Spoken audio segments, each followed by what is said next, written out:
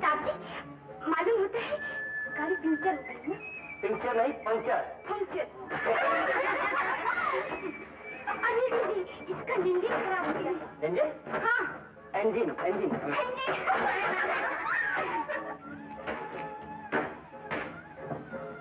क्या चाहिए?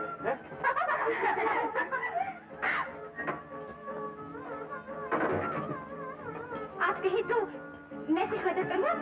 जी नहीं, मुझे किसी की मदद की जरूरत नहीं पड़ती। देखिए, देखिए साहब जी, अगर आप कहें तो हम सब मिलकर आपकी गाड़ी को धक्का मारेंगे। हाँ। अच्छा। लेकिन एक शर्त है साहब जी। शर्त? वो क्या? मुझे फूलनगर छोड़ना पड़ेगा। देखिए साहब जी, मेरी माता जी की बिल्कुल तबीयत खराब है। मैं अभी भी हकीम साहब के गई थी। वो बेचारे खुद इतनी बीमार है कि उठ बैठ नहीं सकती। आपकी माता जी की तबीयत खराब है? अब तो मैं उन्हें भी ठीक कर दूंगा। मैं डॉक्टर साहब हूँ, डॉक्टर साहब।